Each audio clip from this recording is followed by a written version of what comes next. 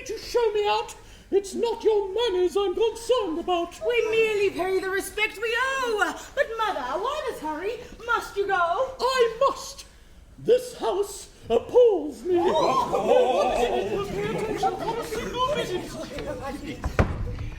Children, I take my leave, much vexed in spirit.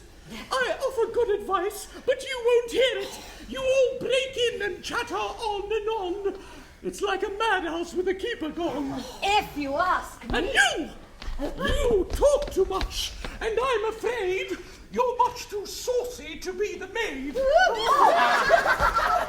You push in everywhere to have your say. But she's and just... you, dear boy, grow more foolish every day.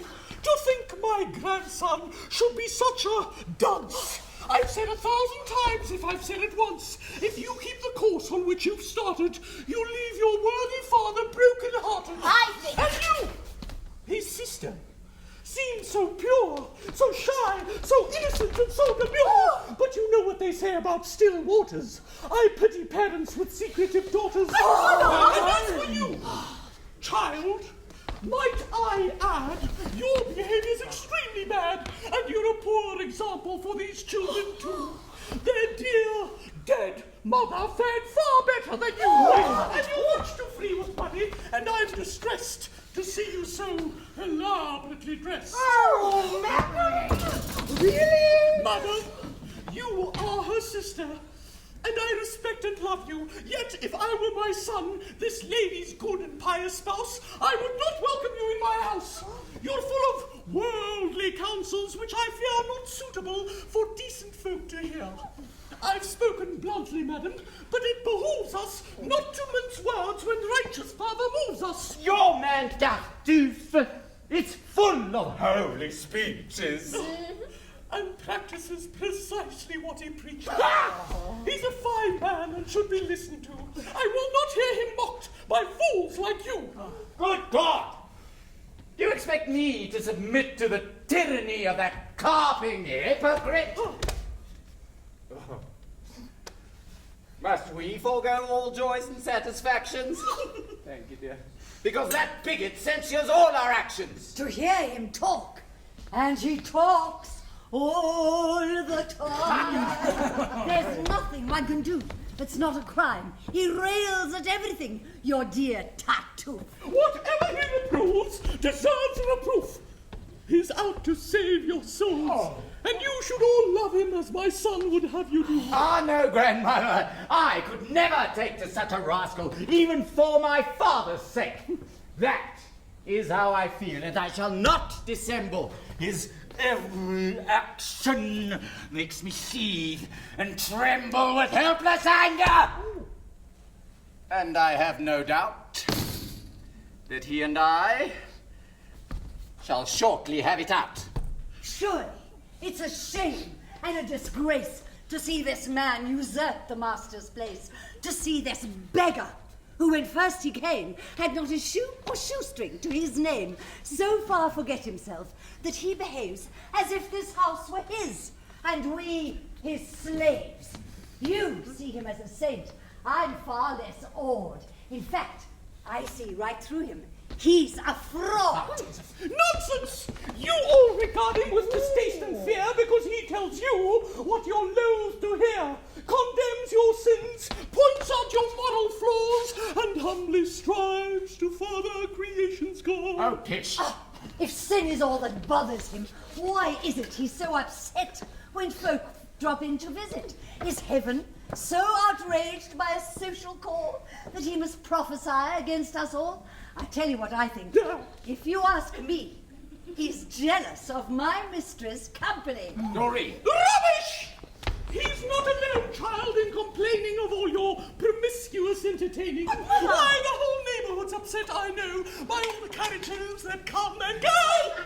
Crowds of guests parading in and out, noisy servants loitering about. In all this, I'm sure there's nothing vicious. But why give people cause to be suspicious? They need no cause. They'll talk in any case.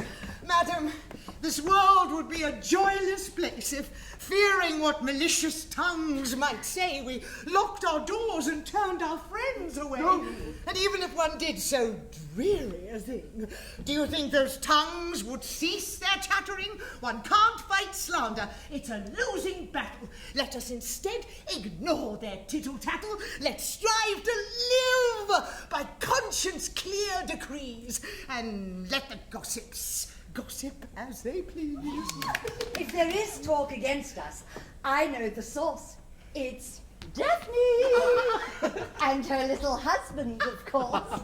Those who have the greatest cause for guilt and shame are quickest to besmirch their neighbour's name. Yes. By talking up their neighbour's indiscretions, they seek to camouflage their own transgressions, hoping that others' innocent affairs will lend a hue of innocence to theirs, or that their black guilt will seem to be part of a general shady colour scheme. Well, that sort of talk is what you like to hear.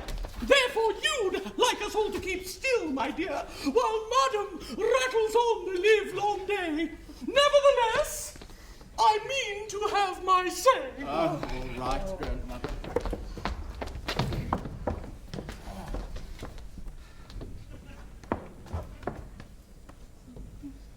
No.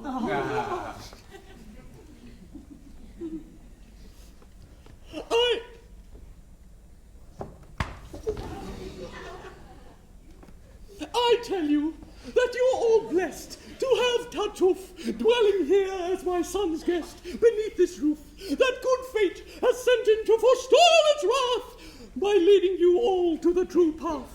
These visits, balls and parties in which you revel are nothing but inventions of the devil, and people with sense are driven half insane by such affairs when noise and folly reign, and reputations perish thick and fast.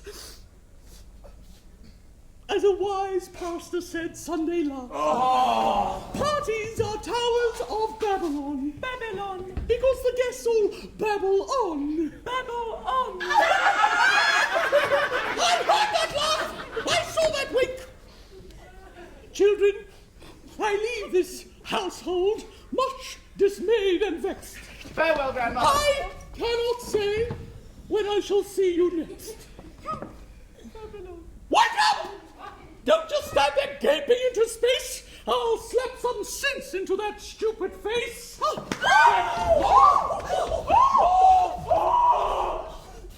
You slut!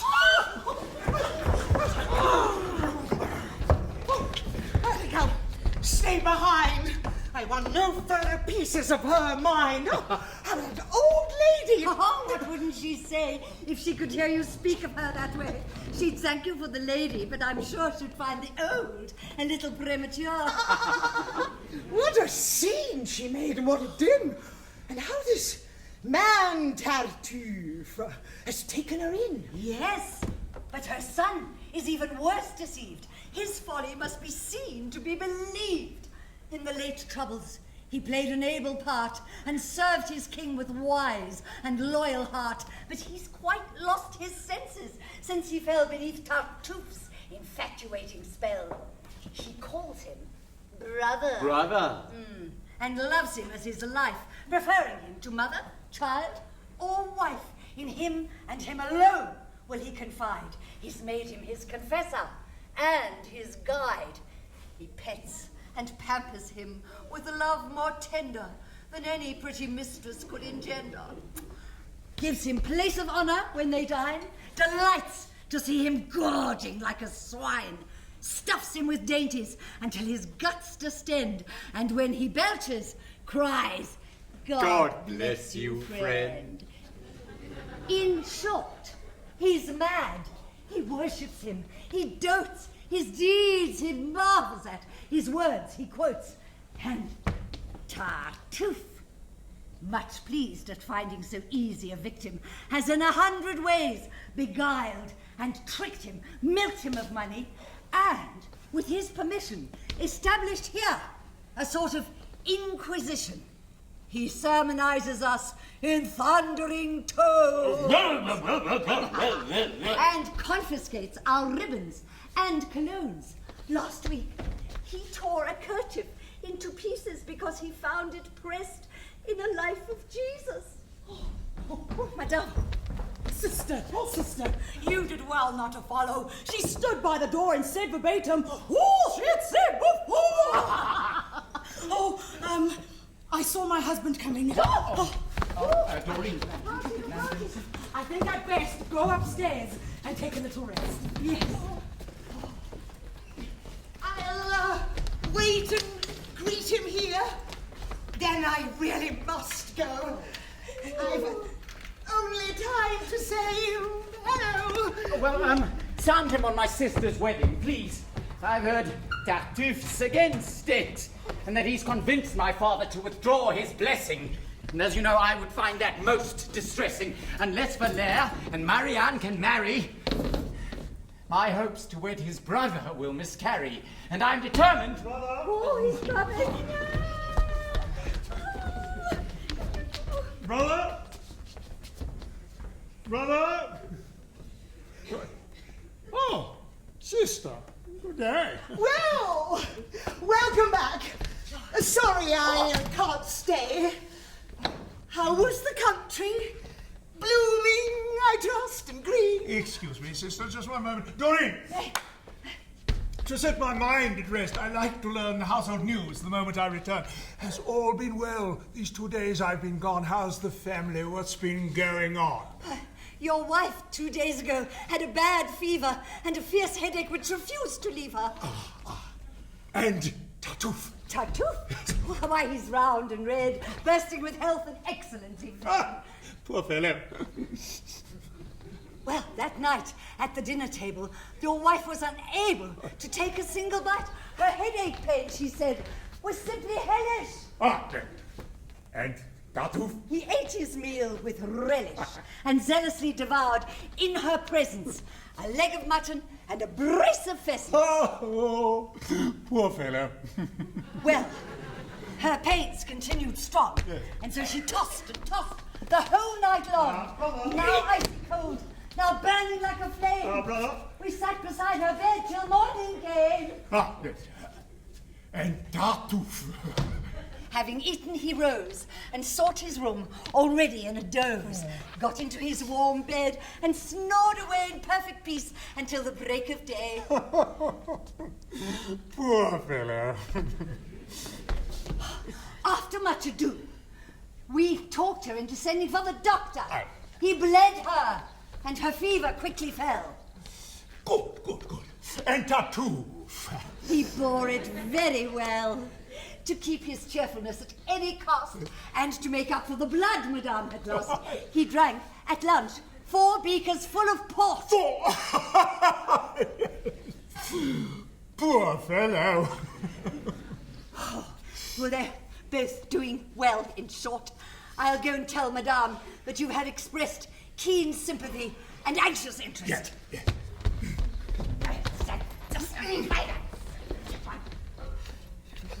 How can you possibly be such a goose? Are you so dazed by this mad hocus-pocus that all the world, save him, is out of focus? You've given him clothing, shelter, food, and care. Why must you also... Sister, stop right there. You do not know the man of whom you speak. I grant you that, but my judgment is not so weak that I can't tell by his effect on others. But when you meet him, you too will be like brothers. There's been no loftier soul since time began.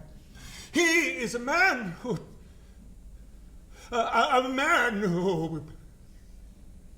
An excellent man, yes. To follow his precepts is to be reborn and to view this dunghill of a world with scorn. Thanks to him, I'm a changed man indeed. Under his tutelage, my soul's been freed from earthly loves and every human tie. Why, my mother, brother, children, and wife could die, and I'd not feel a single moment's pain. That's a fine sentiment, brother, most humane. Yes, but if you had seen Tartuffe as I first knew him, your heart, like mine, would have surrendered to him. He used to come into our church each day and humbly kneel nearby and start to pray. He drew the eyes of everybody there. with the deep fervour of his heartfelt prayer, he'd sigh and weep, and sometimes, with a sound of rapture, he would kneel and kiss the ground, and when I rose to go, he'd run before to offer me holy water at the door. I gave him gifts, but in his humbleness, he'd beg me every time to give him less. Oh, that's too much, he'd cry. Too much! By twice I don't deserve it. The half so would suffice. And when I would refuse to take them back, why, he'd share half of it with the poor, right then and there. Well, at length, heaven prompted me to take him in, to dwell with us, and free our souls from sin. He guides our lives, and to protect my honor, stays by my wife and keeps an eye upon her. He tells me who she sees and all she does, and he's more jealous than I ever was. Oh, and how austere he is. Why, he can detect a mortal sin where you would least suspect the smallest trifles. He's extremely strict. Last week, his conscience was severely pricked because while praying he caught a flea and killed it, so he thought, too wrathfully. Good God, man! Have you lost your common sense? Or is this all some joke at my expense? I mean, how could you stand there in all sobriety? Sister, your language savours of impiety. Being blind, you'd have all others blind as well. The clear-eyed man, you call him infidel, and he who sees through humbug and pretense is charged by you with want of reverence. Spare me your warnings, brother. I have no fear of speaking out for you and heaven to hear against affected zeal and pious knavery. There's true and false in piety, as in bravery. And just as those whose courage shines the most in battle are the least inclined to boast, so those whose hearts are truly pure and lowly don't make a flashy show of being holy. There's a vast difference, so it seems to me, between true piety and hypocrisy. How do you fail to see it? May I ask? Is not a face quite different from a mask? Cannot sincerity and cunning art, reality and semblance be told apart? Are scarecrows just like men? And do you hold that a false coin is just as good as gold? Oh, brother, man is a strangely fashioned creature who seldom is content to follow nature, but recklessly pursues his inclination beyond the narrow bounds of moderation, and often, by transgressing reason's laws, perverts a lofty aim or noble cause. A passing observation, but it applies. Ah, sister, I see you are profoundly wise.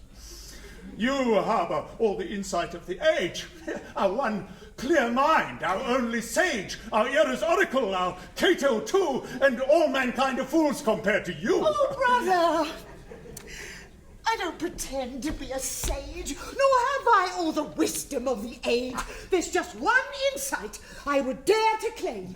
I know that true and false are not the same.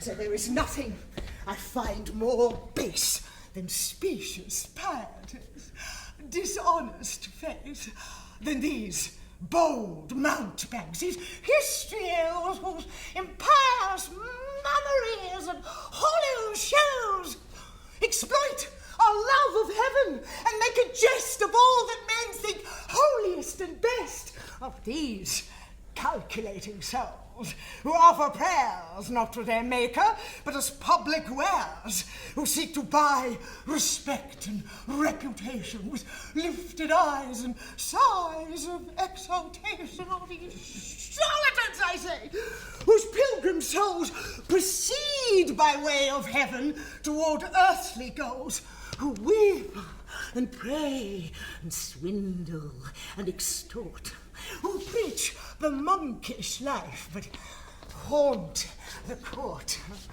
who make their zeal the partner to their vice. Such men are vengeful, sly, cold as ice.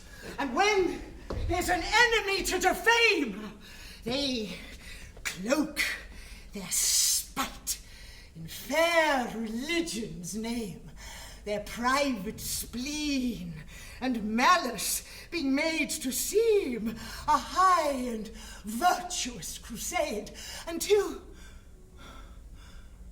to mankind's reverent applause they crucify their foe in heaven's cause.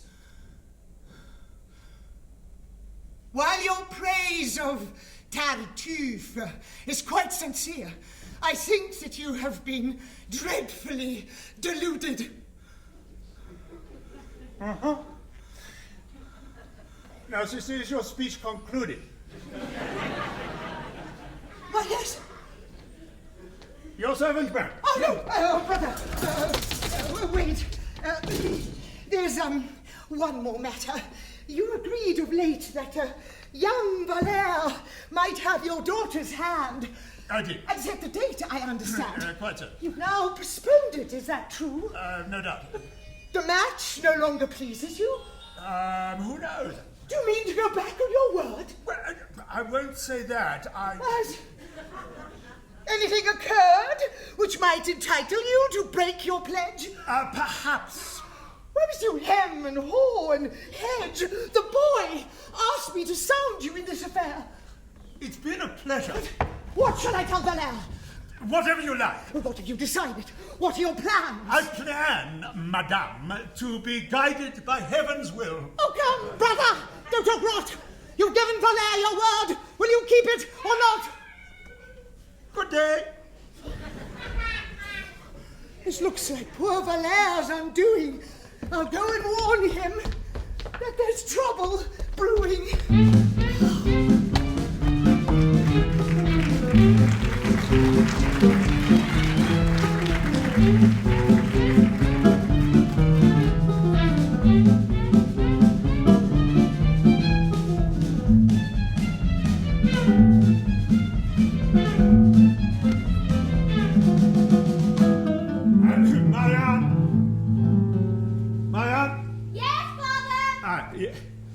A word with you. Come here.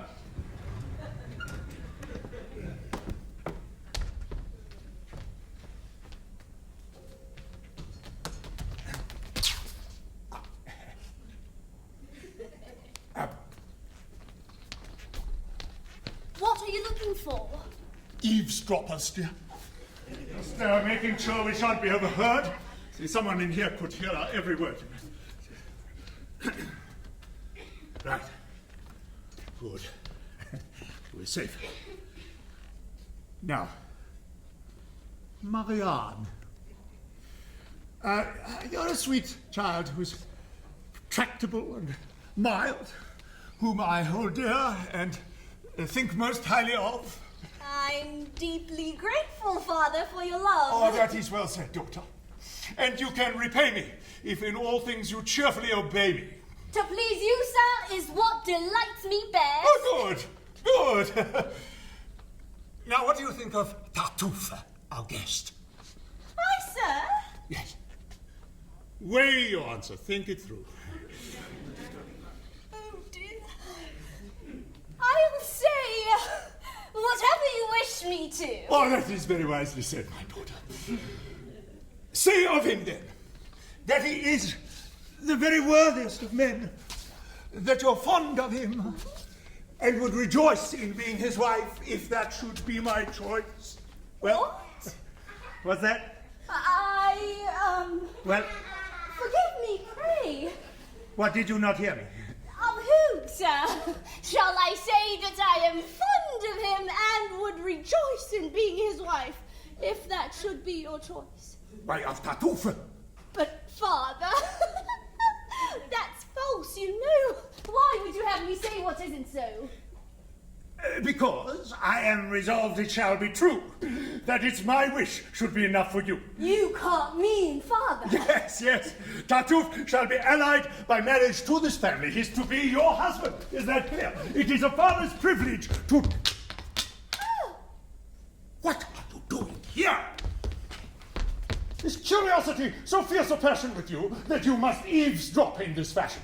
There's lately been a rumour going about, based on some hunch or chance remark, no doubt, that you mean Marianne to wed Tartuffe. I laughed it off, of course, as just a spoof. I say, you find it so incredible. Yes, I do. I won't accept that story, not even from you. Well, you'll believe it when the thing is done. Oh, yes, of course. Go on, have your fun. Oh, I've never been more serious in my life. Daughter, I mean it. You're to be his wife. Oh, no, don't believe your father. It's all a hoax. See here, old bat. Oh, no more jokes, sir. You can't fool us. How dare you talk this way? Oh, all right, then. We believe you. Sad to say. But how can a man like you, who looks so wise and is constructed to such a splendid size, be so foolish? Silence, please. My girl, you take too many liberties. I'm a master here, as you must not forget. Why should a man of property like you pick out a beggar son-in-law? That will do. You speak of his poverty with reverence. His is a pure and saintly indigence which far transcends all worldly pride and pelf. He lost his fortune, as he says himself, because he cared too much for heaven and so was careless of his interests here below. I mean, to help him from his present states and get him back his previous estates, which, in his part of the world, have no small fame. Poor though he is, he's a gentleman just the same. So he tells us. And, sir, it seems to me such pride goes very ill with piety. Oh, but that approach, I see, has drawn a blank. Let's speak of his person, then, not his rank.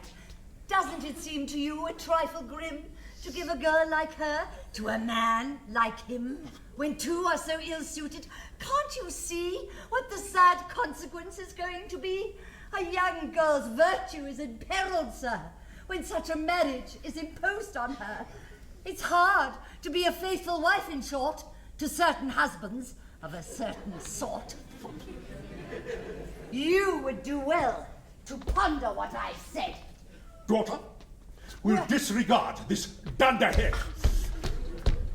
Just trust your father's judgment. Oh, I'm aware that I once promised you to young Molière, but now I hear he gambles, which greatly shocks me. And what's more, I've doubts about his orthodoxy. His visits to church, I note, are very few. Oh, would you have him go at the same hours as you and kneel nearby to be sure of being seen? I can dispense with such remarks, Doreen. Tartuffe, however, is sure of heaven's blessing, and that's the only treasure worth possessing. You two will interchange your faithful loves like two sweet cherubs or two turtle doves, you know. No harsh word shall be heard, no frown be seen, and he will make you as happy as a queen. And she'll make him a cuckold. Just wait and see. What language! Oh, he's a man of destiny. He's made for horns. Don't interrupt me further.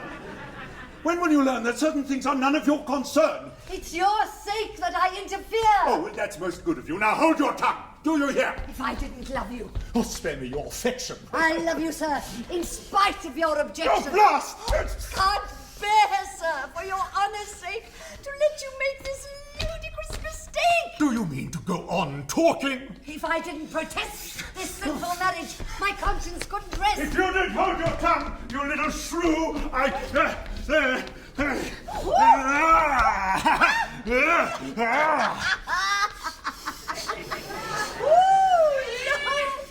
Lost your temper, a pious man like you. Yes! Yes! You talk and talk, I'm maddened by it. Now, once and for all, I tell you to be quiet. Well, I'll be quiet, but I'll be thinking hard. Well, think all you like, but you'd best guard that saucy tongue of yours, or I'll...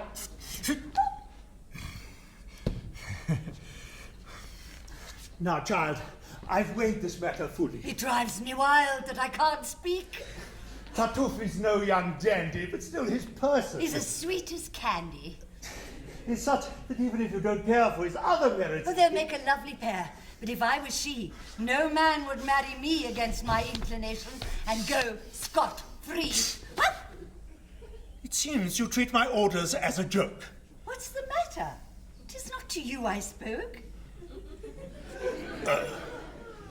So what were you doing?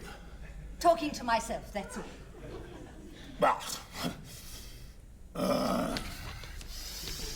one more piece of impudence and gall, and I shall give her a good slap in the face. Head! Daughter, you are to accept, and with good grace, the husband I have chosen. Your wedding days... Why don't you talk to yourself? I have nothing to say. Come, speak. No, thank you, sir. I pass.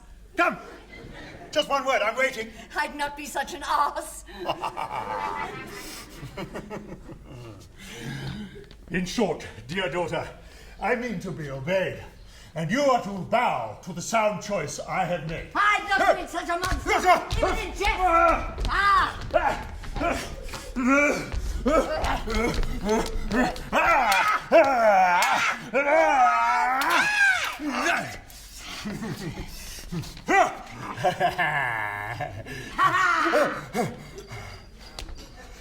Daughter, this maid of ours is a thorough pest. She makes me sinfully annoyed and nettled. I can't speak further, my nerves are too unsettled. She so upset me with her insolent talk. I'll calm myself by going for a walk.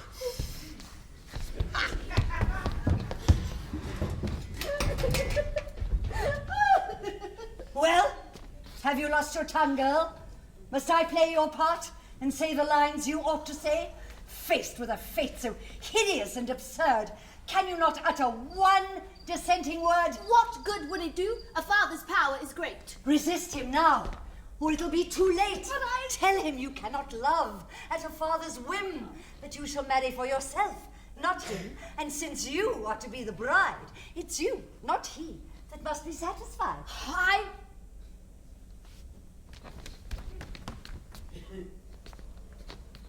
I vowed so long to father's strict control. I couldn't oppose it now to save my soul. Come, Marianne. Listen to reason, won't you? Valère has asked your hand. Do you love him, or don't you? How unjust you are. What can you mean by asking me such a question, dear Doreen?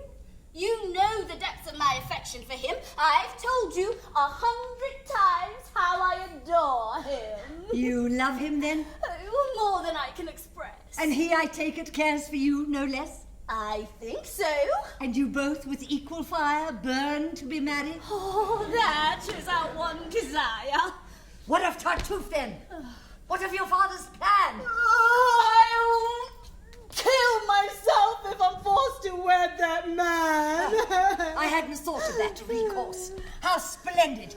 Just die, and all your troubles will be ended. Doreen, how harsh you are. It is most unfair. You have no sympathy for my despair. And none at all for people who speak drivel, and faced with difficulties, whine and snivel.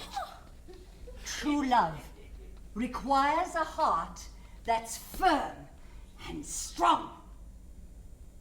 If I defied my father, as you suggest, would it not seem unmaidenly at best?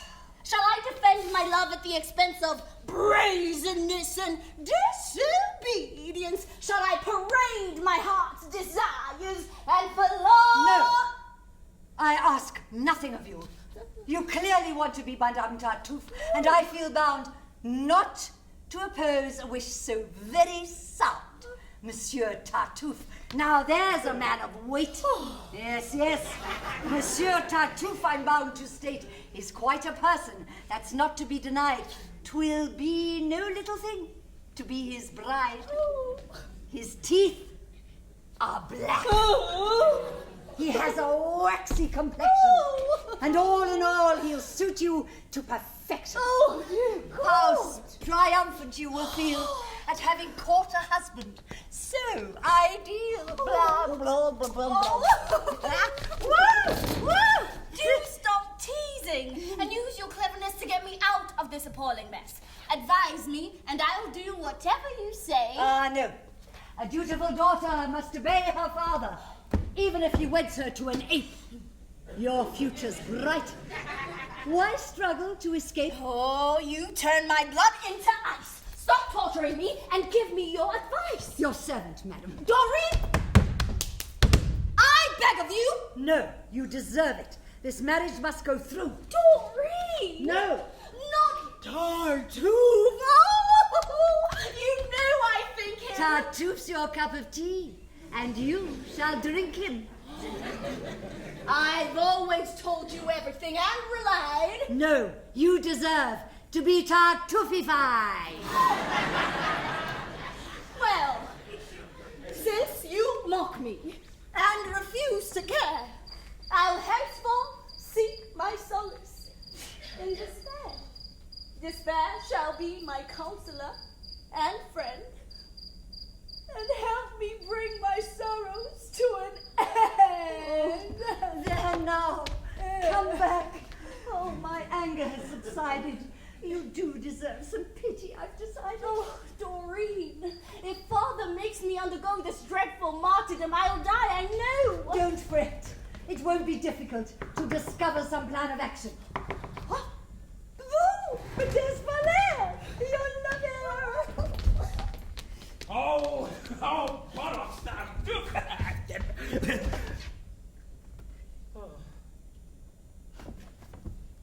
Madame, I've received some wondrous news regarding which I'd like to hear your views. What news? You marrying Tartuffe. I find that Father does have such a match in mind. Your father, madam? Has just this minute said that it's Tartuffe. He wishes me well. And what position do you propose to take, madam? Why, I don't know. For heaven's sake, you don't know. No. Well, Advise me. Do. marry the man. That's my advice to you. That's your advice. Yes. Truly. Oh, absolutely. You couldn't choose more wisely, more astutely. Thanks for this counsel, sir. I'll follow it, of course. Do, I'm sure it'll cost you no remorse. If it didn't cause your heart to break. I gave it, madam, only for your sake. And it's for your sake that I take it, sir. Let's see which fool will serve the stubborner. So, I am nothing to you, and it was just flat deception when... Please, none of that. You've plainly told me that I should agree to wed the man my father has chosen for me. And since you deign to counsel me so wisely, I promise, sir, to do as you advise me. No, 'twas not by me that you were swayed. No, your decision was already made. Though now, to save appearances, you protest that you're betraying me at my behest. Oh, just as you say. Quite so. And now I see that you are never truly in love with me. Alas, you're free to think so if you choose. I choose to think so. And here's a bit of news. You've spurned my hand, but I know where to turn for kinder treatment, as you shall quickly learn. There's another lady I have in mind whose sweet and generous nature will not scorn to compensate me for the loss half-born. Oh, I'm no great loss. I'm sure you'll transfer your heart quite painlessly from me to her.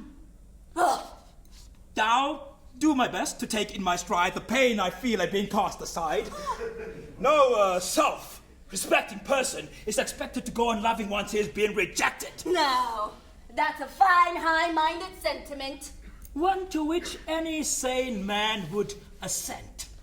Would you prefer it if I pine away in hopeless passion until my dying day?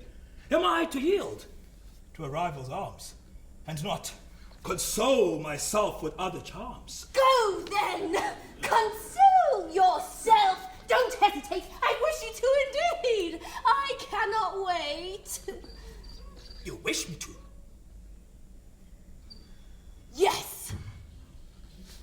That's the final straw. Madam, farewell. Your wish shall be my law. Splendid. This breach, remember, is of your making. It's you who's driven me to the step I'm taking. Of course. Remember, too, I am merely following your example. I see that clearly.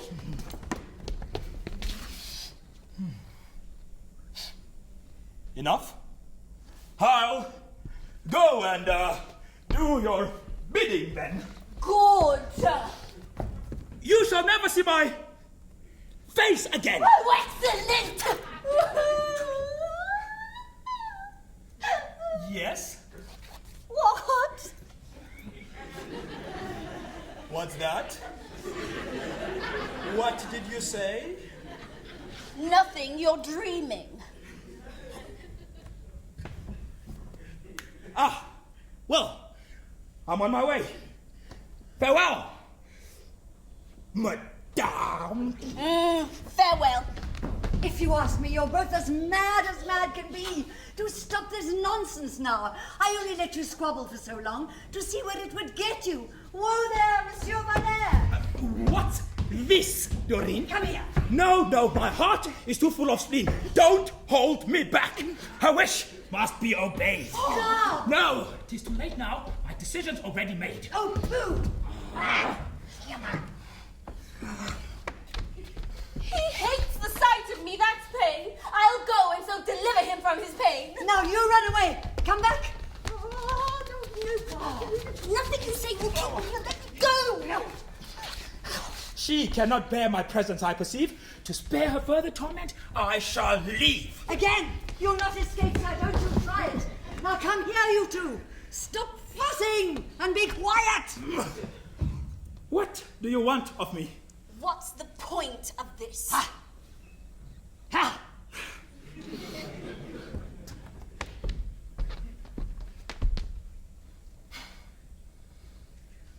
We are going to have a little armistice. Now, weren't you silly to have lost your head? Didn't you see how badly I was treated? And aren't you a simpleton to have lost your brain? Didn't you hear the hateful things he said? Oh, you're both great fools! Her sole desire, Valère, is to be yours in marriage. On that I'll swear. He loves you only, and wants no other wife but you, Marianne. On that I'll stake my life. Then why advise me so I cannot see? On such a question, why ask advice of me? Impossible! Now give me your hands, you two. Yours first. But why? And now, a hand from you. What are you doing? Yeah. There. A perfect fit. You suit each other better than you'll admit. Come now, Marianne. Don't be so haughty. Give a man a look of kindness now, won't you? I tell you, lovers are completely mad. Come now. Confess that you were very bad to hurt my feelings as you did just now. I have a just complaint you must allow. You must allow that you are most unpleasant. Let's table that discussion for the present. Your father has a plan which must be stopped. Advise us then. What means must we adopt? Oh, we'll use all manner of means, and all at once. Your father's addled. He's behaving like a dunce. Therefore, pretend to yield to him. Be sweet and docile. And then postpone, as often as necessary, the day on which you have agreed to marry. If all else fails, no man can marry you. And yes, he has your ring and says, I do. But now, let's separate. Go stir her brother into action. And get Elmire as well to join our faction. Goodbye. One last word. No time to chat. Hey, you, leave by this door. You, leave by that.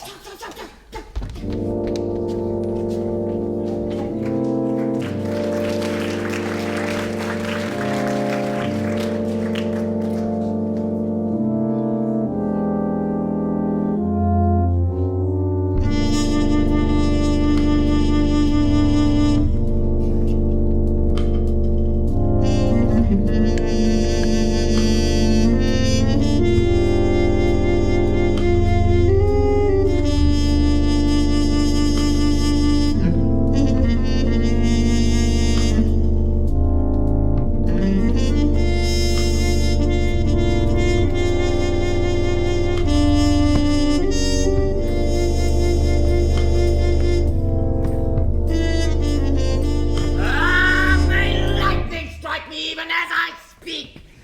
May all men call me cowardly and weak, if any fear or scruple holds me back from settling things at once with that great quack. Now don't give way to violent emotion. Where is he? Your father's merely talked about this motion, and words and deeds are far from being one. Brother! That he's talked about, he's left undone. No! I must stop this viper's machinations. I'll go and tell him off. I'm out of patience. No, do calm down now and be practical. I had rather my mistress dealt with him and with your father. She's sent for Tartuffe now to sound him out on this affair that you're so incensed about. She'll find out where he stands and tell him too what dreadful strife and trouble will ensue. I must hear this conference. And I will. No, they must be alone. Oh, I'll keep still. Not you. You'll lose your temper and start a brawl and shout and stamp your foot and spoil it all. Go on. No, I won't. I have a perfect right. Oh, Lord, you're a nuisance. He's coming. Get out of here.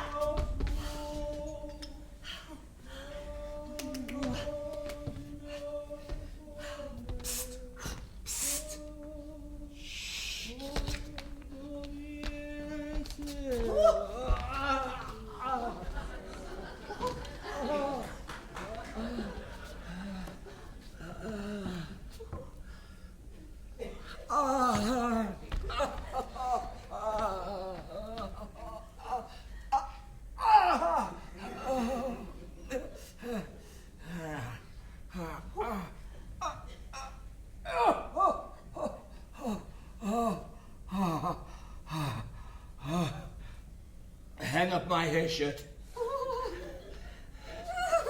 And put my scourge in place.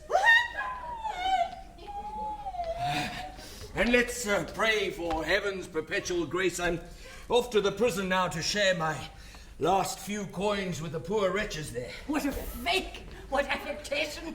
You wish to see me? Oh, yes. Oh, for mercy's sake, here's a handkerchief before you speak. What?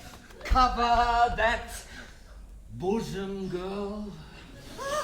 The flesh is weak and unclean thoughts are difficult to control. Such sights as that could undermine the soul. Your soul, it seems, has very poor defenses, and flesh makes quite an impact on your senses. It's strange that you get so easily excited. My own desires are not so soon ignited. And if I saw you, naked as a beast, not all your hide would tempt me in the least. Girl, speak more modestly. Unless you do, I shall be forced to take my leave of you. Oh, no. It is I who must be on my way. I have just one little message to convey. Madame is coming down and begs you, sir, to wait and have a word or two with her. Gladly. That had a softening effect. I think my guess about you was correct. Will she be long? Oh, no, that's her step, I hear. Ah, here she is, and I shall disappear. Ooh.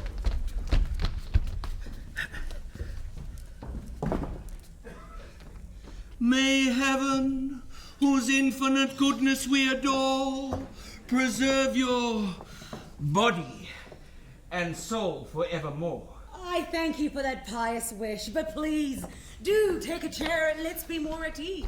I trust you are once more well and strong.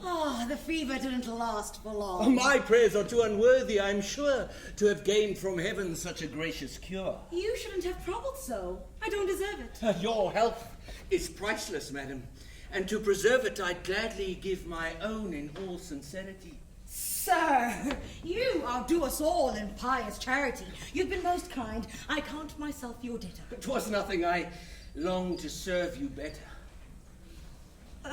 There's a private matter I'm anxious to discuss, and I'm glad there's no one here to hinder us. I too am glad. It floods my heart with bliss to find myself alone with you like this. This will not take long, sir, and I hope that you'll be entirely frank and unconstrained with me. Indeed, there's nothing I'd rather do than bare my inmost heart and soul to you. But first, let me say that any remarks I made about the constant visits you are paid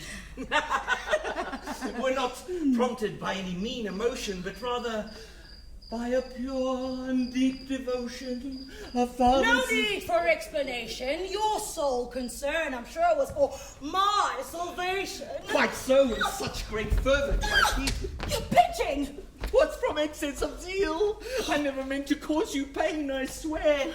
I'd rather... What can your hand be doing there? I'm feeling your gown. What soft, fine, woven stuff. Yes, that's enough. What lovely lacework on your dress. The workmanship's miraculous, no less. I've not seen anything to equal it. Yes, quite.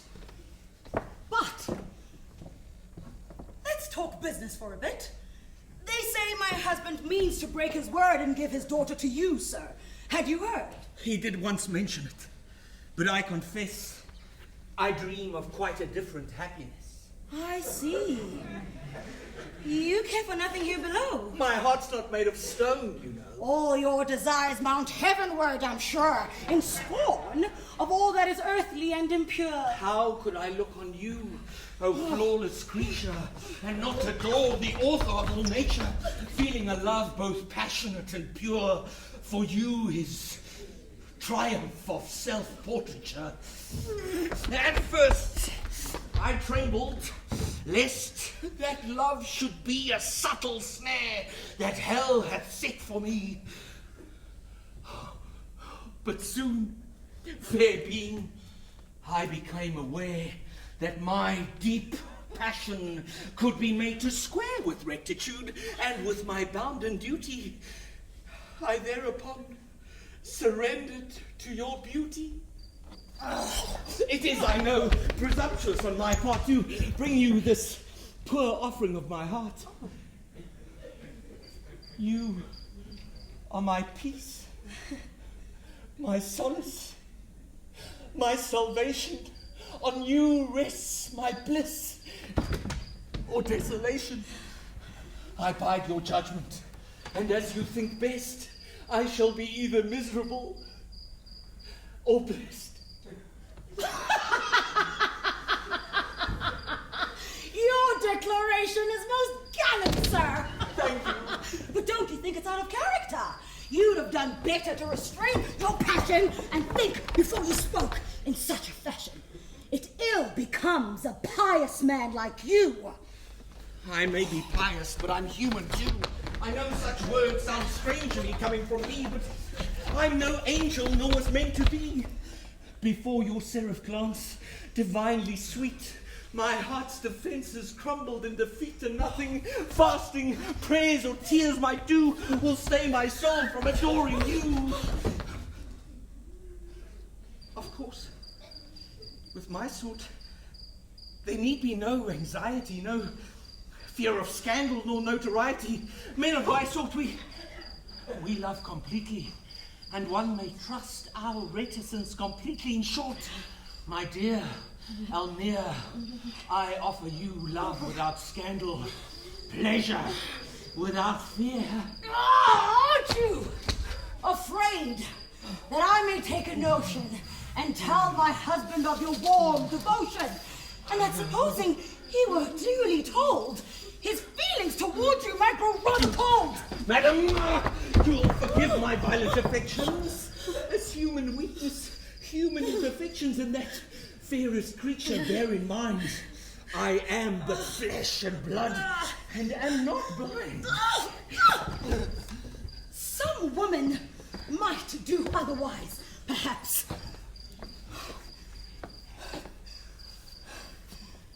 And I shall be discreet about your lapse. I'll tell my husband nothing of what's occurred, if, in return, you'll give your solemn word and advocate as forcefully as you can the merit of Valet and Marianne, renouncing all desires to dispossess another of his rightful happiness, and... No! We'll not hush up this vile affair.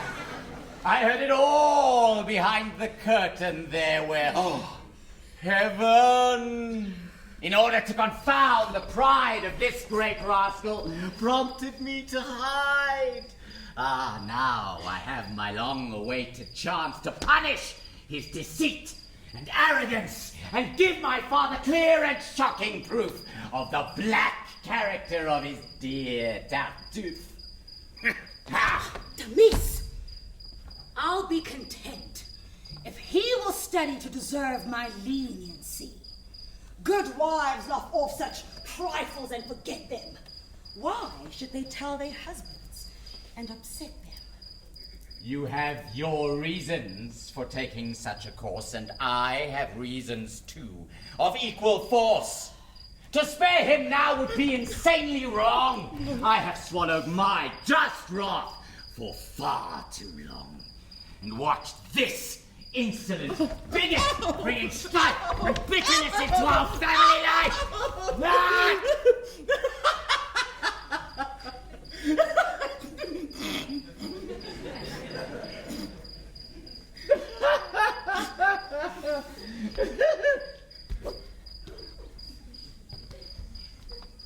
Too long he's meddled in my father's affairs, thwarting my marriage hopes and poor Valère's. It's high time that my father was undeceived, and now I have proof that can't be disbelieved, proof that was furnished me by heaven above. It's too good not to take advantage of.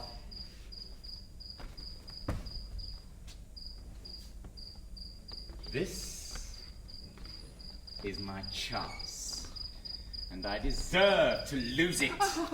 If for one moment I hesitate to use it. Demise! No! I must do what I think right. Madam, my heart is bursting with delight. I'll settle matters without more ado. Brother.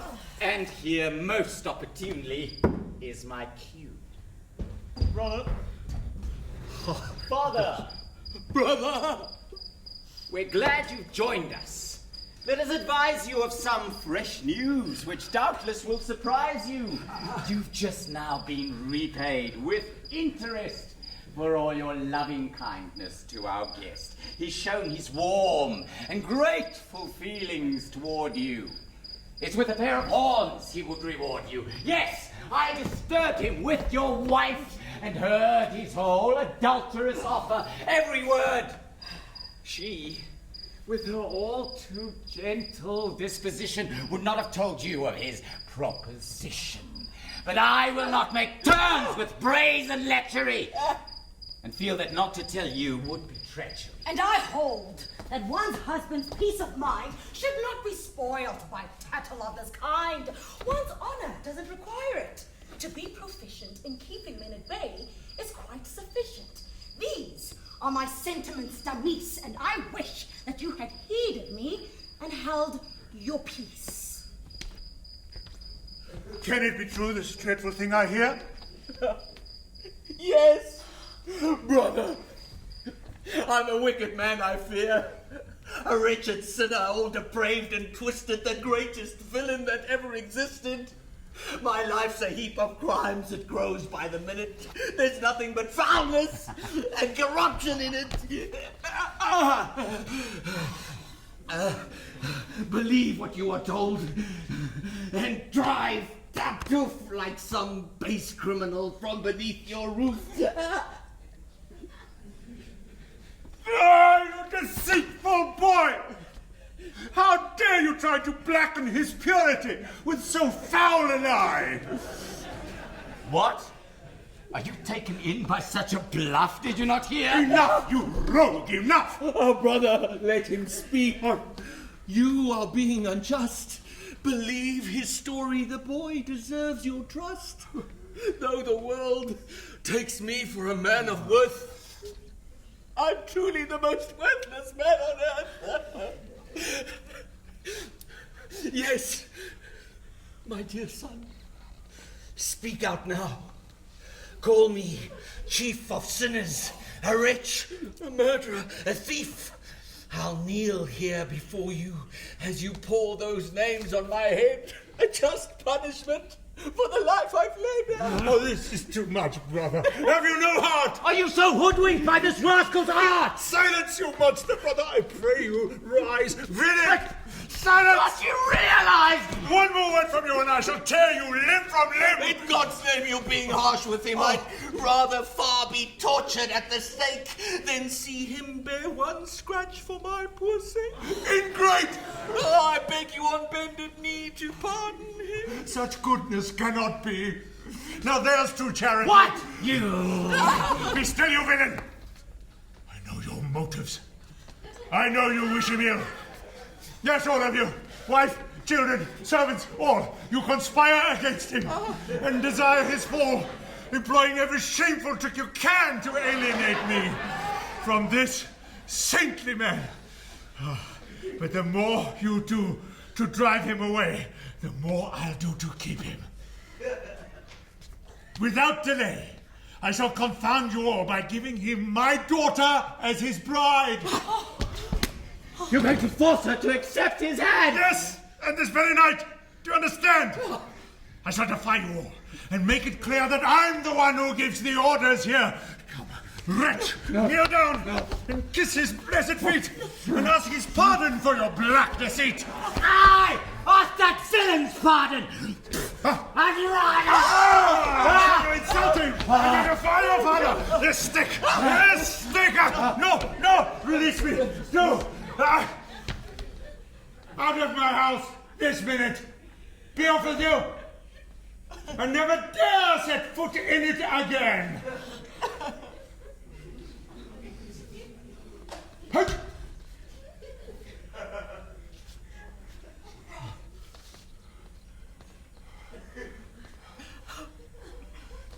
Well, I shall go. Go quickly then. I disinherit you. An empty purse is all you'll get from me. Except my curse.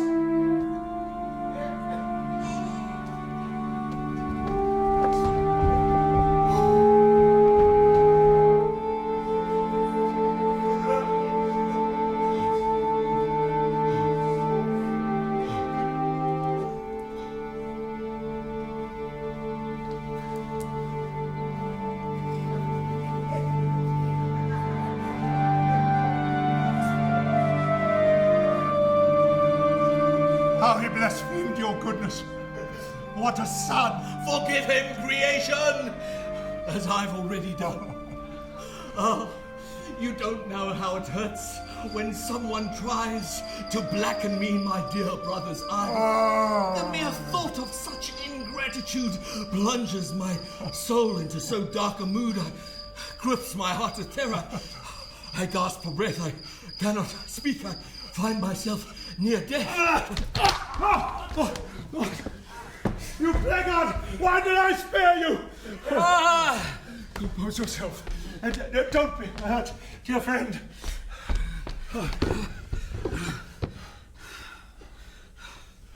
Such scenes, such dreadful quarrels have got to end. I've much upset your household, and I perceive the best thing will be for me to leave. What are you saying? They're all against me here. They'd have you think me false and insincere. Oh, but what of that? Have I ceased to believe in you? Their adverse talk will certainly continue, and charges which you now repudiate you may find credible at a later date. No, brother, never. Oh, a man's wife can sway his mind in many a subtle way. No! To leave now is the solution. Thus only can I end their persecution. No! I forbid it. You shall remain.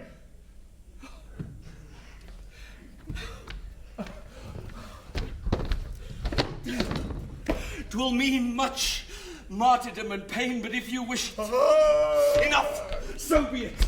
There's one further matter as I see it. For your dear honor and for our friendship's sake, there's one obligation I feel bound to take. I shall avoid your wife and keep away. No, you shall not. whatever they may say. It pleases me to vex them, and out of spite I'd have them see you with her day and night. And what's more, I'm going to drive them to despair by making you my only son and heir. This very day I give to you alone clear deed and title to everything I own. A dear good friend and son-in-law to be is more than wife or child or kin to me. Will you accept my offer, dearest son? In all things, Father, let thy will be done. Poor fellow! Right! I'll go draw up the deed and let them burst with disappointed greed.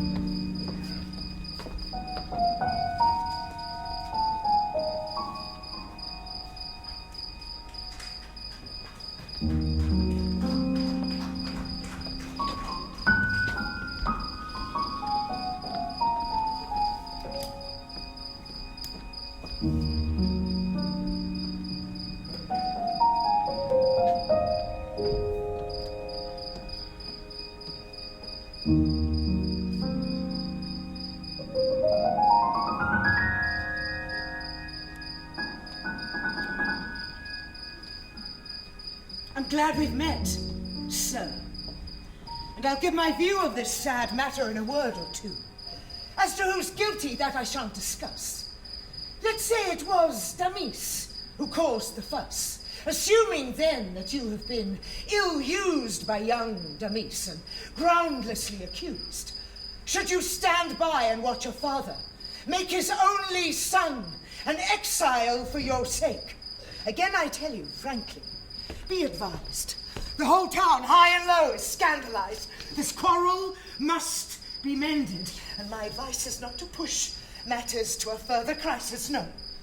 Sacrifice your wrath to God above, and help Damis regain his father's love.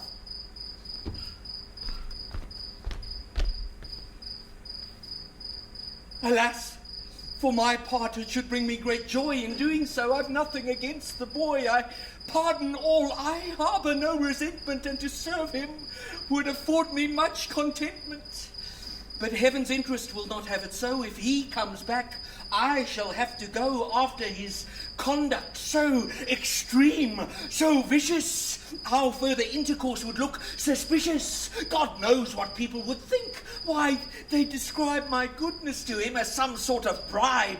They'd say that out of guilt I made pretense out of loving kindness and benevolence, and that fearing my accuser's tongue, I strove to buy his silence with an act of love. Your reasoning is badly warped and stretched, and these excuses, sir, are most far-fetched. Leave vengeance to the Lord, sir. While we live, our duty is not to punish, but to forgive. And what the Lord commands we should obey, without regard to what the world may say. What? Shall our fear of being misunderstood prevent our doing what is right and good? Again, madam, let me say that I have forgiven Damis and thus obeyed the laws of heaven. But I am not commanded by the Bible to live with one who smears my name with libel. Were you commanded, sir, to indulge the whim of poor Orgon, and to encourage him in suddenly transferring to your name a large estate to which you have no claim? 'Twould never occur to those who know me best to think I acted from self-interest. The treasures of the world I quite despise. Their specious glitter does not charm my eyes. If I had resigned myself to taking this gift which my dear brother insists on making, I do so only, as he well understands, lest so much wealth fall into wicked hands, lest those to whom it should descend in time turn it to purposes of sin and crime, and not, as I shall do, make use of it for heaven's glory and mankind's benefit. Forget these trumped-up fears. I am shocked that you allowed Orgon to broach this matter, and that you feel no self-reproach. Cockroach! And if the Lord has commanded you in your heart that you and young Damis must dwell apart, would it not be the decent thing to beat a generous and honourable retreat, rather than let the son of the house be sent for your convenience into banishment? Sir, if you wish to prove the honesty of your intentions... Madam, it's 3:30.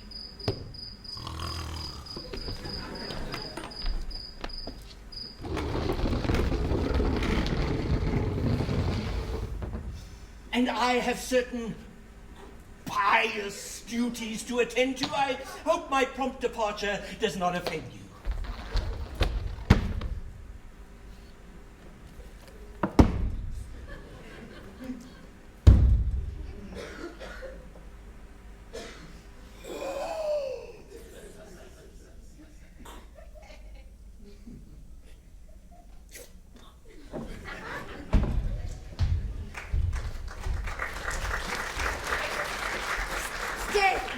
Stay! And help Marianne, for heaven's sake. She's suffering so I fear her heart will break. I think he's coming. Let's stand together now and see if we can't change his mind somehow about this match we ought to applaud and fear. Ha! Glad to find you all assembled here. This contract, child, contains your happiness, and what it says, I think your heart can guess.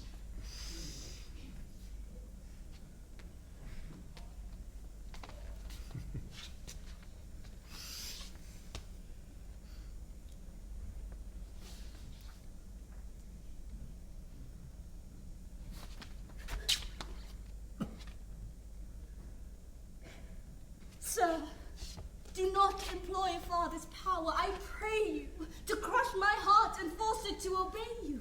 And do not so embitter and enslave me that I shall hate the very life you gave me. If my sweet hopes must perish, if you refuse to give me to the one I've dared to choose, spare me at least. I pray you, I implore you. The pain of wedding one whom I abhor, and do not, by a heartless use of force, drive me to contemplate some desperate course. Be firm, my soul. No human weakness now.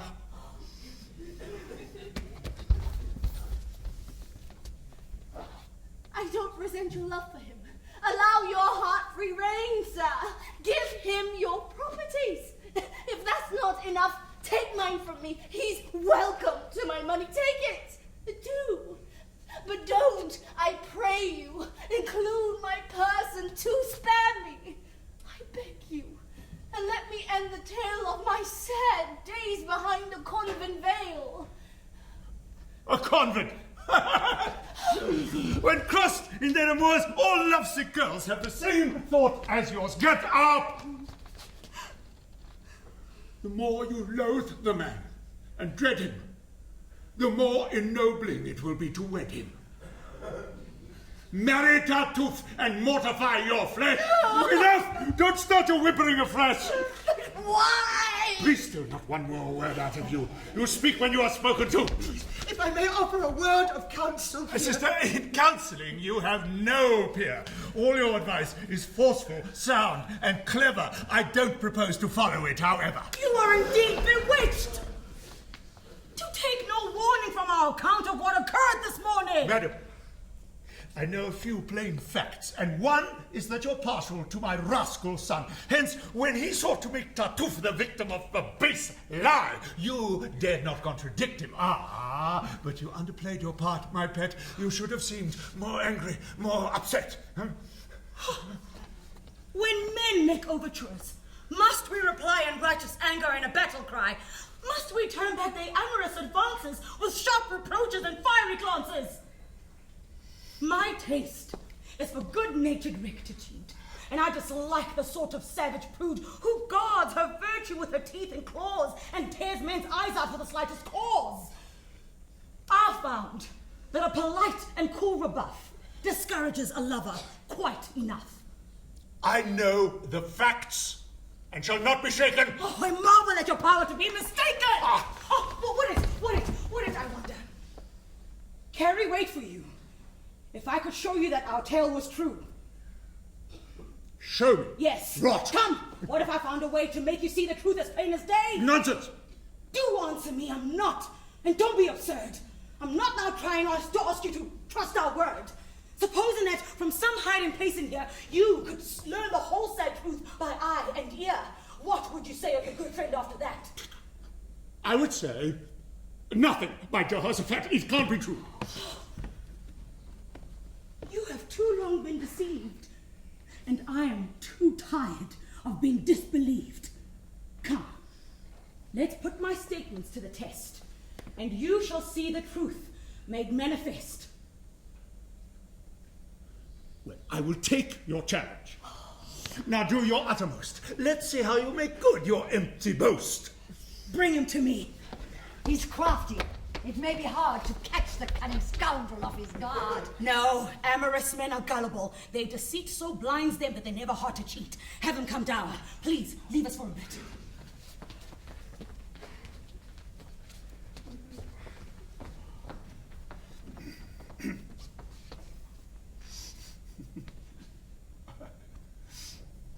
Pull up the table and get under it.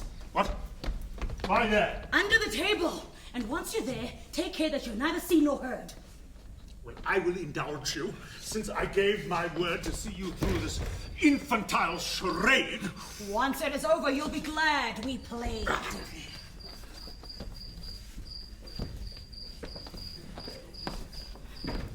What?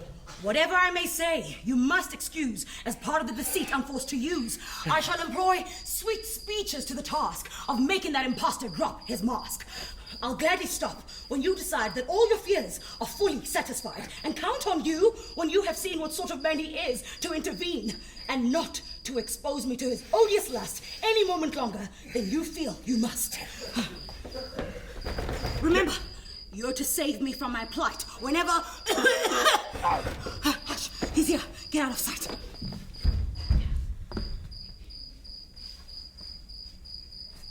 You wish to have a word with me, I'm told? Yes, I have a little secret to unfold. Before I speak, however, it would be wise to close the door and look about for spies.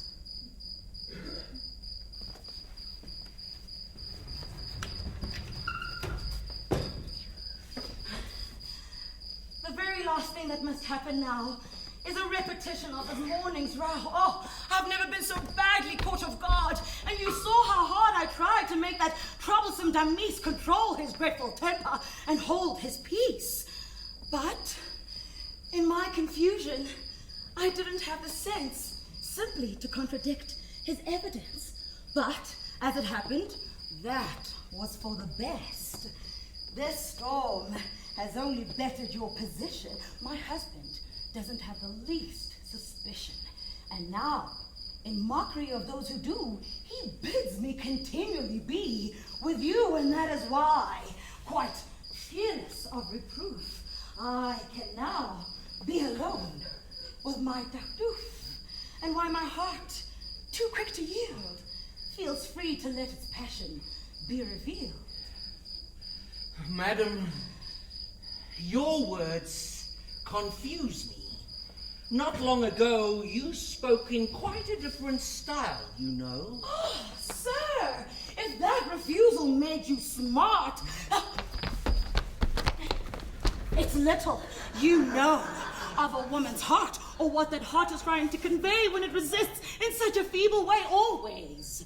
At first, our modesty prevents the frank avowal of tender sentiments, however high the passions which inflames us, still to confess its power somehow shames us.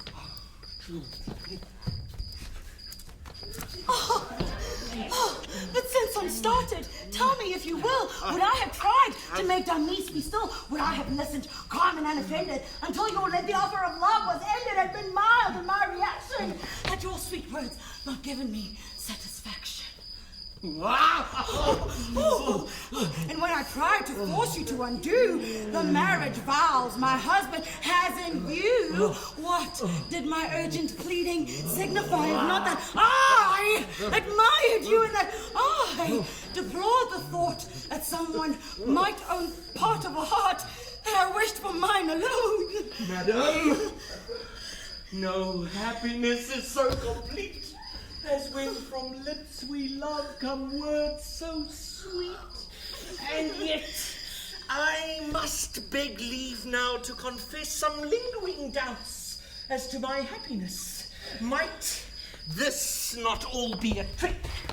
Might not the catch be that you wish me to break off the match with Marianne, and so have feigned to love me? I shan't quite trust your good opinion of me until the feelings you've expressed so sweetly are demonstrated somewhat more concretely.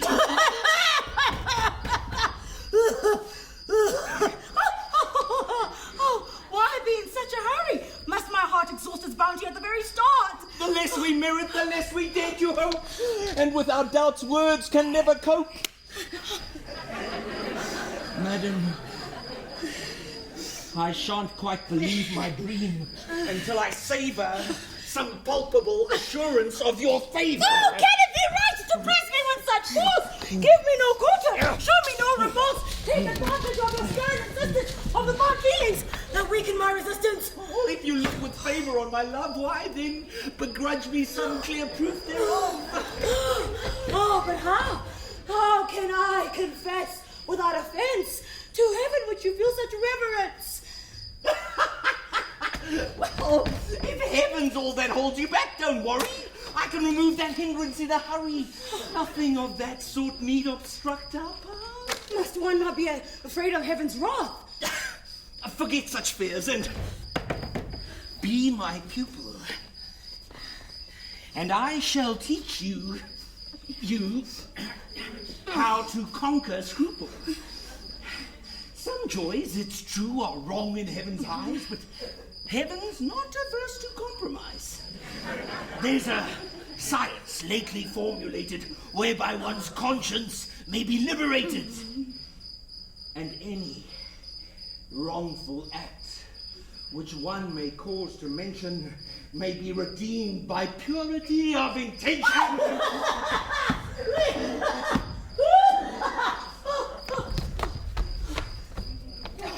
You've a bad cough. Yes, bad indeed. A piece of licorice, maybe what you No, need? I have a stubborn cold, it seems. I'm sure it'll take much more than licorice to cure it. How aggravating.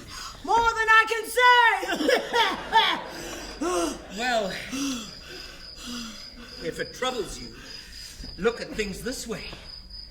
No one shall know of our joys, save us alone, and it's not evil until the act is known. It's scandal, madam, that makes it an offence, and it's no sin to sin in confidence.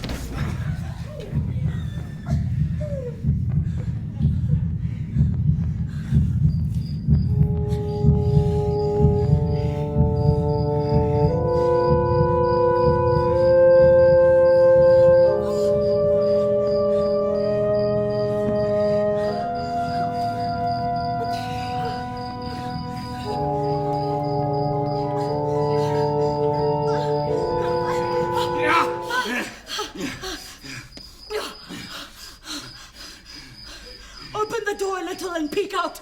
I don't want my husband poking about. Yeah! Why worry about the gullible man?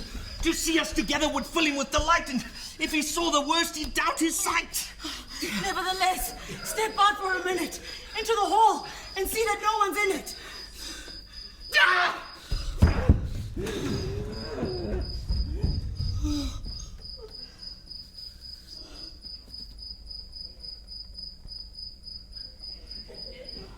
That man's a perfect monster. I must admit, I'm simply stunned. I can't get over it. What? Coming out so soon? How premature. Get back in hiding and wait until you're sure.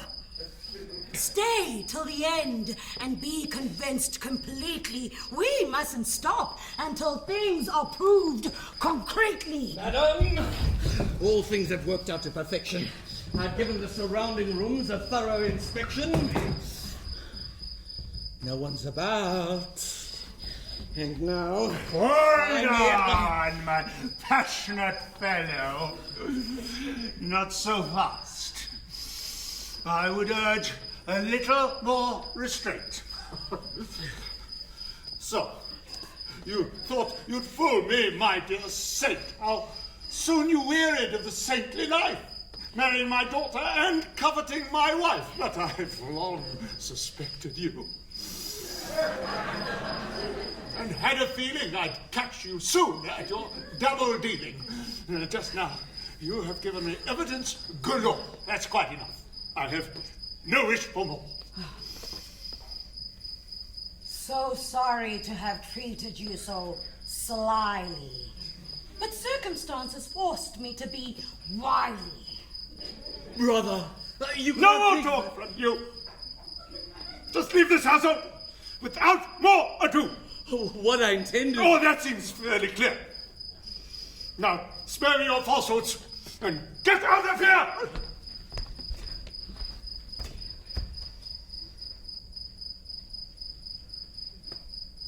No. I'm the master here. And you're the one to go.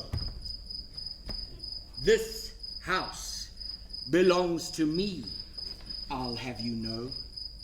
And I shall show you that you can't hurt me with this contemptible conspiracy. That those who cross me know not what they do, and I have means to expose and punish you. Avenge offended heaven, and make you grieve that ever you dared order me to leave.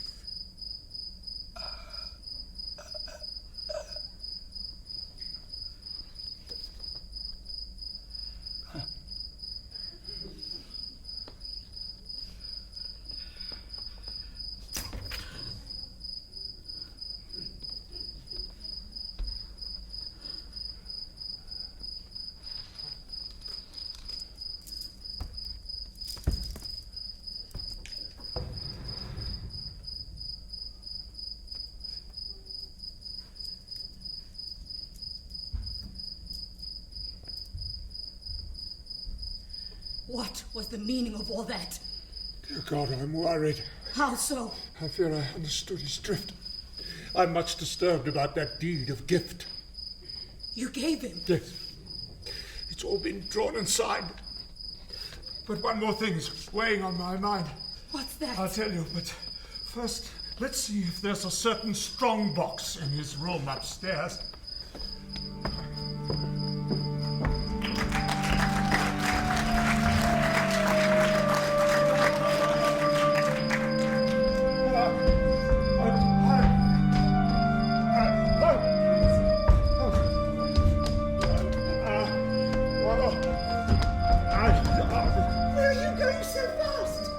God knows! Then wait. Let's have a conference and deliberate on how this situation is to be met. That strong box has me utterly upset. It's the worst of many, many shocks. Is there some fearful mystery in that box?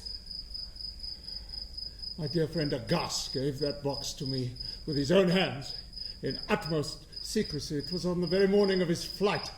It's full of papers, which, if they came to light, would ruin him, or such is my impression. Why did you let it out of your possession?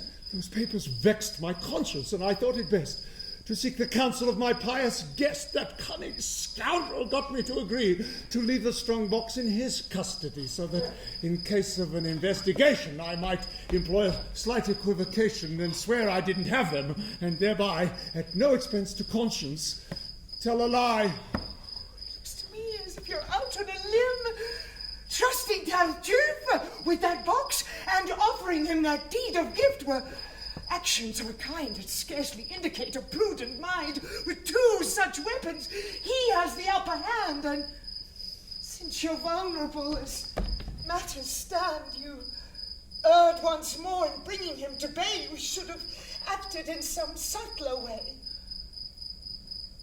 Just think of it. Behind that fervent face, a heart so wicked and a soul so base.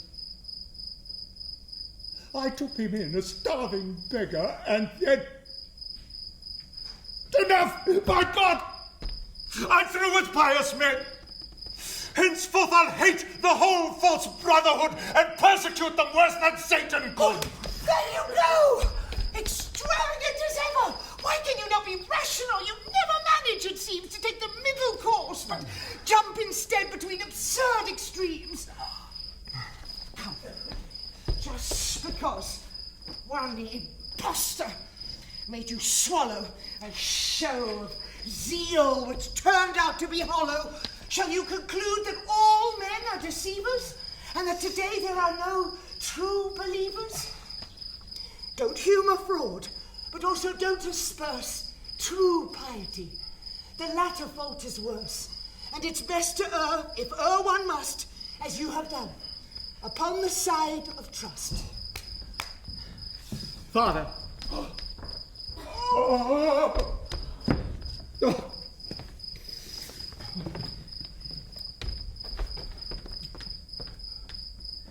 I heard that demons utter threats against you, and pridefully forgets that in his hour of need he was befriended by you. And he means to use your gifts to crucify you. It's true, my boy. I'm too upset for tears. Leave it to me, sir. Let me trim his ears. I shall cut short his life and your distress. Oh, no, in this just kingdom, this enlightened age, one does not settle things by violence.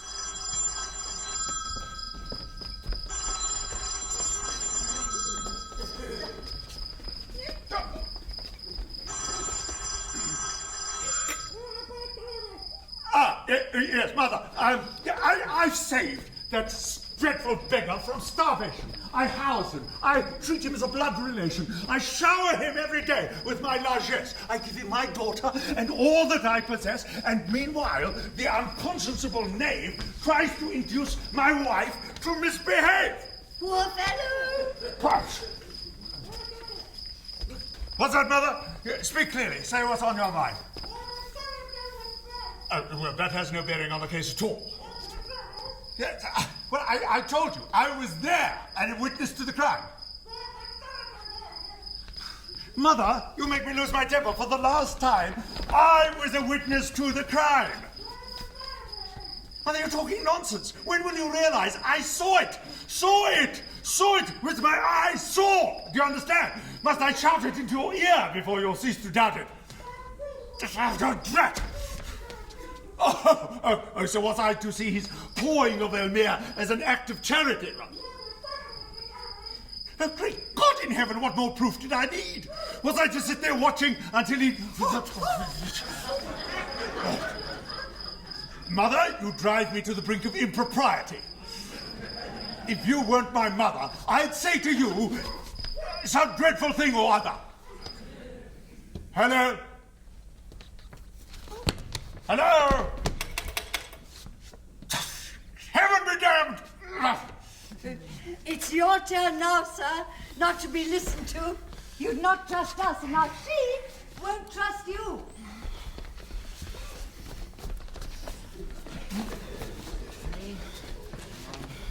My friends, we are wasting time, which should be spent facing up to our predicament. I fear that imposter's threats were made in sport. Do you think he'd have the nerve to go to court? No, I'm sure he won't. They'd find it all too crude. A case of swindling and ingratitude. Don't be too sure. Tartuffe won't be at a loss to give his claims a high and righteous gloss, I say again, that to antagonize a man so strongly armed was most unwise. I know it. But that scoundrel's impudence outraged me so that I could not control my pique. I wish to heaven that we could devise some truce between you, or some compromise. Oh, if I had known what cards he held, I would have never roused his anger with my little plot.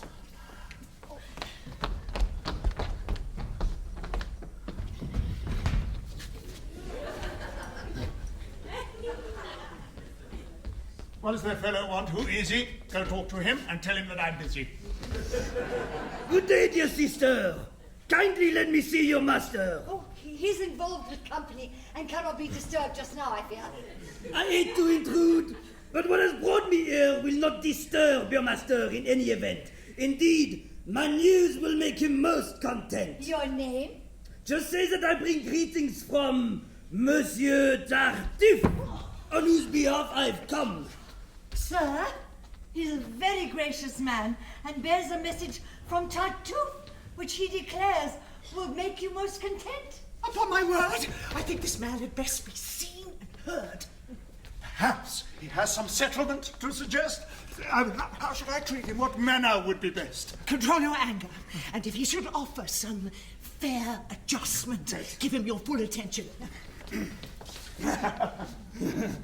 health to you, good sir. May heaven confound your enemies, and may all your joys abound. A gentle salutation. It confirms my guess that he's here to offer terms. I have always held your family most dear, sir. I served your brother for many a year. Sir, you must beg my pardon, but to my shame, I cannot now recall your face or name. Loyal is my name. I come from Normandy, and I am a bailiff in all modesty. And I am here, sir, if you will permit the liberty to serve you with this writ. To what? No, please, sir, let us have no friction. It is nothing but an order of eviction. You are to move your goods and family out and make way for new occupants without deferment or delay, and give the keys to Monsieur... I leave this house. Oh, yes, sir, if you please. This house, sir, from the cellar to the roof, belongs now to the good Monsieur Tartuffe. And he is lord and master of your estate by virtue of a deed of present date written in a due form with purest legal phrasing. Your insolence is utterly amazing. Young man, my business here is not with you, but with your wise and temperate father who, like every worthy citizen, stands in awe of la justice and would never obstruct the law. Yes, but... Not for a million, sir, would you rebel against authority? I know that well. You'll not make trouble, sir, nor interfere with the execution of my duties here. Someone may execute a smart tattoo on that black jacket of yours before you're through. Sir, be just and be silent. I would much hate to report such a nasty threat of violence in writing my report. Oh, this man Loyal's a rather disloyal sort. I love all men of upright character. And when I agreed to serve you these papers, sir, it was your feelings that I had in mind. I couldn't bear to see the case assigned to someone else, who might esteem you less and so subject you to unpleasantness. What is more unpleasant than telling a man to leave his house and home? You would like a short reprieve?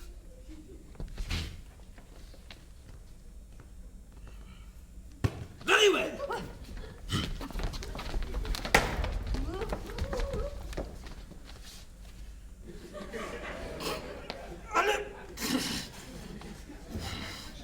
I shall not press you.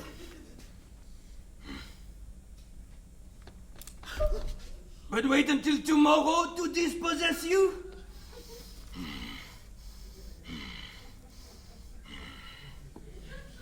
Splendid.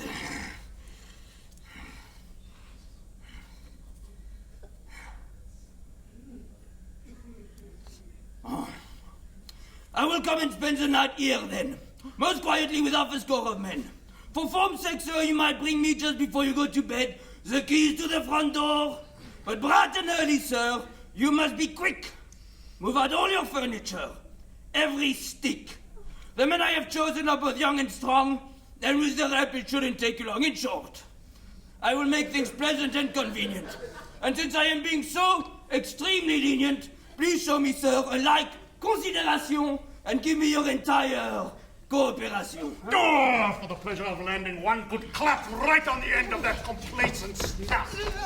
Careful, don't make matters worse. Oh, my boots so itches to give that beggar a good kick in the princess. Monsieur Loyal, I'd like to hear the whack of a stout stick across your fine fat back. Take care. A woman too may go to jail if she uses threatening language to a bailiff. Enough! Enough! Sir, this must not go on. Give me that paper, please. And then be gone. Well.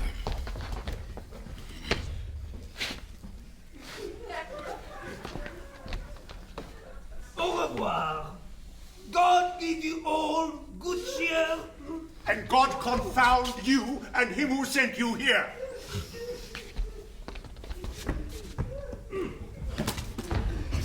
You must take action, and at once. Go tell the world that the low trick is tried. The deed of death will surely be nullified. Public rage will not permit the wretch to carry out his plot.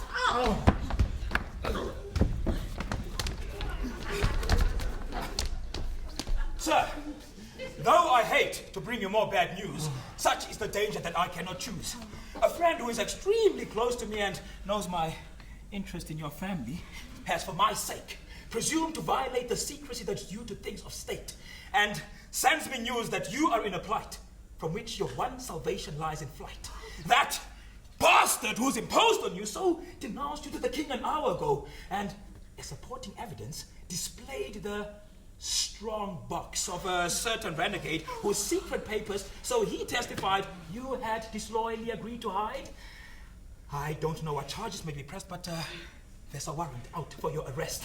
Tartuffe has been instructed furthermore to guide the arresting officer to your door. He's clearly done this to facilitate his seizure of your house and your estate. That man, I must say, is a wicked beast. My cabriolet is outside to take you hence. These gold coins should cover all your expense. Let's not lose time or you shall be undone. The sole defense in this case is to run. Alas, dear boy, I wish that I could show you my gratitude for everything I owe you, but that now is not the time. I pray the Lord that I might live to give you your reward. Farewell, my dears. Be careful. Brother, hurry! We shall take care of things, you needn't worry. Gently, sir. Gently. Stay right where you are. No need for haste, your lodgings aren't far. You're off to prison by order of the king. This is the crowning blow, you wretch. And since it means my utter ruin and defeat, your villainy is now at last complete. You needn't provoke me, it's no use. Those who serve heaven must expect abuse. You are indeed most patient, sweet, and blameless. You exploit the name of heaven. It's shameless. Your taunts and mockeries are for naught. To do my duty is my only thought. Your love of duty is most meritorious, but what you've done is a little short of glorious. All deeds are glorious, madam, which obey the sovereign king who sent me here today. I rescued you when you were destitute. Have you forgot that, you thankless brute? No, I well remember everything. But my first duty is to serve my king. That obligation is so paramount that all claims beside it do not count. And for it, I shall sacrifice my wife, my daughter, my friend, or my life. Hypocrite! Hypocrite! If it's Sir! Spare me this clamour, if you will. It's growing shrill. Please carry out your orders, if you will. Come, you are off to join the other boarders in the king's prison according to his orders.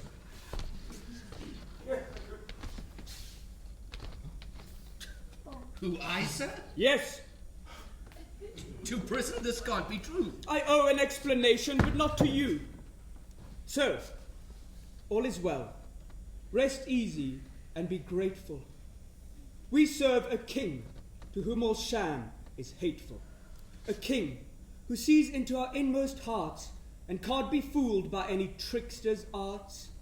With one keen glance, the king soon recognized Tartuffe as one notorious by another name who'd done so many vicious crimes that one could fill 10 volumes with them and be writing still. But to be brief, our sovereign was appalled by this man's treachery towards you, which he called the last, worst villainy of a vile career, and bade me to follow the impostor here to see how gross his impudence could be and force him to restore your property. The king, by royal decree, invalidates the deed which gave this rascal your estate, and pardons furthermore your grave offence in harbouring an exile's documents. By these decrees, our king rewards you for your loyal deeds in the last civil war, and shows how heartfelt is his satisfaction in recompensing any worthy action.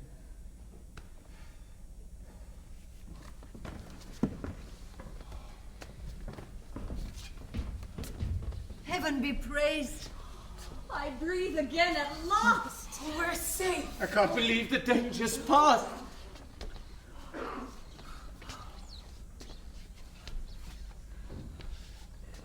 Now, before you all here, gladly kneeling, let me express the gratitude I'm feeling.